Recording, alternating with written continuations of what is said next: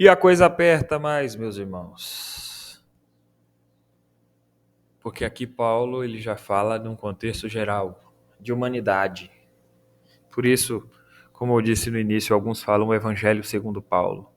Paulo ele fala aos romanos, mas na verdade ele está mencionando toda a humanidade. E ele começa: porque do céu se manifesta a ira de Deus sobre toda a impiedade e injustiça dos homens que detêm a verdade em injustiça. Porquanto o que de Deus se pode conhecer, nele se manifesta, porque Deus lhe manifestou. Porque as suas coisas invisíveis, desde a criação do mundo, tanto o seu eterno poder como a sua divindade, se entendem e claramente se veem pelas coisas que estão criadas, para que eles fiquem inexcusáveis, ou seja, inesculpáveis, indesculpáveis, indesculpáveis. Não tem desculpa, não tem desculpa. Porquanto, tendo conhecido a Deus, não o glorificaram como Deus, nem lhe deram graças. Antes, em seus discursos se desvaneceram, e o seu coração insensato se obscureceu. Dizendo-se sábios, tornaram-se loucos, e mudaram a glória do Deus incorruptível em semelhança da imagem de homem corruptível, e de aves, e de quadrúpedes, e de répteis, pelo que também Deus os entregou às concupiscências de seu coração, à imundícia para desonrarem seus corpos entre si, pois mudaram a verdade de Deus em mentira, e honraram e serviram mais a criatura do que o Criador, que é bendito eternamente. Amém. Extenso, né? Mas isso aqui deve, né, na verdade, nos trazer uma reflexão. Apenas quem pode deter uma informação é quem a já possui. Vamos falar um pouco dessa introdução aqui. Porque do céu se manifesta a ira de Deus sobre toda a impiedade e injustiça dos homens que detêm a verdade e injustiça. Só quem pode deter uma informação é quem tem ela. Existem várias religiões no mundo que professam crença em diversos deuses. E o engraçado é que parece que essas diferentes religiões convivem muito bem, e algumas até se misturam.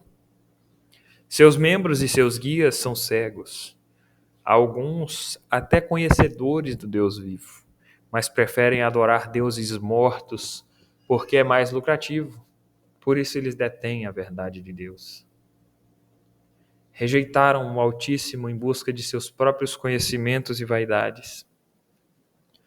Aqui não falo das diversas denominações cristãs, mas sim de religiões de povos, como o budismo, candomblé, espiritismo, entre outros. É dessas que eu estou falando. Essas religiões que parecem transmitir algum ar de espiritualidade, divulgada por seus líderes, detêm a verdade e a injustiça, porque eles deixaram de adorar o verdadeiro Deus para adorar a criaturas e até mesmo a si próprios. A justiça de Deus se revela a partir de um evangelho de renúncia e entrega a Cristo. Vejamos lá. No versículo anterior falou da justiça de Deus. E a ira de Deus se revela claramente no oposto, que é o de rejeição a esse Deus. E pior, de substituição do Todo-Poderoso a qualquer coisa que possa agradar ao ego humano. Estar sob a ira de Deus é como estar na mira de um atirador de elite. Mais cedo ou mais tarde, se não houver um resgate, certamente haverá um disparo. E aí já não tem mais para onde correr. Nas Escrituras, nós vemos vários episódios de pessoas que abandonaram a lei de Deus para satisfazerem seus desejos pessoais e, quando não assim, de pessoas que preferiam passar seus filhos pelo fogo, sacrificando-os para se livrarem de terem de prestar contas ao Deus Criador. São completamente tolos, não podem escapar do juízo. Mas feliz, bem-aventurado será aquele que se entregar à graça, pois não há advogado que possa nos defender diante do juízo de Deus, senão um só, Jesus Cristo nosso Senhor. Por isso devemos trabalhar no campo, irmãos, com o objetivo de semearmos a palavra de Deus nos corações que são escravizados no pecado. E aí continua: porquanto o que de Deus se pode conhecer, nele se manifesta. A Escritura nos diz que o coração do homem é voltado à eternidade. Ninguém dorme na intenção de não acordar no outro dia. Todos ansiosamente planejam e planejam. Inclusive, alguns planejam até o dia da partida. Só que eles não podem determinar o dia da partida. Pode vir antes, pode vir depois, e os planos dos homens são frustrados. O homem não tem controle sobre ele mesmo. Ele não pode determinar se vai ser afetado ou não por uma enfermidade. Ele não determina de que forma serão os seus filhos. Ele vive uma surpresa diária. Salomão diz que os homens fazem planos, mas o realizar vem do Todo-Poderoso. Ainda assim, vivendo numa interrogação mortal, eles preferem ignorar o Deus Criador de todas as coisas para viverem seus planos especulativos. Quando menos esperam, eles serão surpreendidos por Deus, pelo seu Criador. Eles preferem viver guiados pelo acaso do que serem dependentes de Deus. O acaso que eles tanto evocam é, na verdade, a soberania de Deus e sua graça comum, que, enquanto esse mundo não é julgado, vive nesse estado de graça, onde a chuva cai para os justos e injustos. Considerando toda a grandeza de Deus, irmãos, alguns desses homens, julgando ao ver algum ser superior, eles começam a esculpir na madeira, no barro, em outro material que possam obter forma.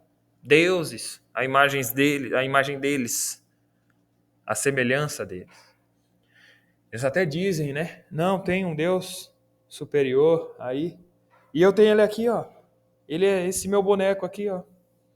Esse meu boneco é o meu Deus. Mas esses deuses, eles não confrontam esses adoradores quanto a seus pecados. Eles vão consentir neles. São deuses que, entre aspas, permitirão toda sorte de prazeres nessa vida, porque, afinal de contas, é apenas uma imagem do ego, da vanglória, que não serve para nada, senão para deixarem os homens com a falsa sensação de segurança. O verdadeiro Deus deu aos homens toda sorte de bênçãos ao descansarem em sua presença, mas eles preferiram muitas invenções. Lembrando da passagem de Eclesiastes 7, versículo 29. Eles fizeram tudo ao contrário do que Deus ordenou que eles fizessem. Mas para eles é melhor, porque eles não vão ser confrontados pelo pecado. Eles vão adorar alguma coisa ali, mas na verdade eles estão adorando só a eles mesmos, infelizmente. E aí continuamos aqui. Se manifesta porque Deus lhes manifestou. Porque as suas coisas invisíveis, desde a criação do mundo, tanto o seu eterno poder como a sua divindade, se entendem e claramente se veem pelas coisas que estão criadas. Alguns versículos que eu separei aqui para que nós pudéssemos adorar ao Senhor. Isaías, tomado por Deus, fala assim: quem mediu com o seu punho as águas e tomou a medida dos céus aos palmos e recolheu em uma medida o pó da terra e pesou os montes e os outeiros em balanças? Isaías 40, 12. Outra passagem diz: não temereis a mim, diz o Senhor, não temereis diante de mim, que pus a areia por limite ao mar, por ordenança eterna, que ele não traspassará? Ainda que se levantem as suas ondas, não prevalecerão. Ainda que bramem, não a traspassarão. Jeremias 5, verso 22. Em outra passagem fala assim, que o Senhor impôs limite às águas do mar. Mas se o Senhor quiser também tirar esse limite das águas do mar, isso também acontece. Não é à toa que os tsunamis estão aí, não é verdade? Outra passagem nos Salmos diz: teu é o dia e tua é a noite. Preparaste a luz e o sol. Estabeleceste todos os limites da terra. verão e inverno, tu os formaste. Está escrito em Salmos 74, versículo 17. E por fim, o Salmo 104, que é de uma adoração deslumbrante. Vou ler aqui rapidinho para os irmãos. Lançou os fundamentos da terra para que não vacile em tempo algum. Tu a cobristes com o abismo, como com uma veste. As águas estavam sobre os montes. A tua repreensão fugiram. A voz do teu trovão se apressaram. Subiram aos montes, desceram os vales, até ao lugar que para elas fundaste. Limite lhes traçaste, que não ultrapassarão, para que não tornem mais a cobrir a terra. Tu, que nos vales fazes rebentar nascentes que correm entre os montes, dão de beber a todos os animais do campo, os jumentos monteses matam com elas a sua sede. Junto delas habitam as aves do céu, cantando entre os ramos. Ele rega os montes desde as suas câmaras, a terra farta-se do fruto das suas obras. Ele faz crescer a erva para os animais e a verdura, para o serviço do homem, para que tire da terra o alimento, e o vinho que alegra o seu coração e faz reluzir o seu rosto como azeite, e o pão que fortalece o seu coração. Satisfazem-se as árvores do Senhor, os cedros do Líbano que ele plantou, onde as árvores se aninham, quanto a cegonha, a sua casa é nas faias. Os altos montes são refúgio para as cabras monteses e as rochas para os coelhos. Designou a lua para as estações, o sol conhece o seu ocaso. Ordenas a escuridão e faz-se noite, na qual saem todos os animais da selva. Os leõezinhos bramam pela presa e de Deus buscam o seu sustento. Nasce o sol e logo se recolhem e se deitam nos seus covis. Então sai o homem para a sua lida e para o seu trabalho até a tarde. Ó Senhor, quão variadas são as tuas obras! Todas as coisas fizeste com sabedoria. Cheia está a terra das tuas riquezas. E aí depois os irmãos podem ler e desfrutar dessa grandeza de Deus que os homens rejeitaram, que os homens pisaram, que os homens decidiram ignorar. Mas ai dos homens que não se arrependerem de seus pecados, que rejeitarem o conhecimento de Deus, que rejeitarem a grandeza desse Deus Todo-Poderoso. Para esses homens só resta, irmãos, um aspecto de juízo. Do contrário, continua Paulo aqui, ficarão indesculpáveis. Indesculpáveis. E por aqui eu termino essa parte do vídeo para que não fique muito extenso e logo nós continuamos.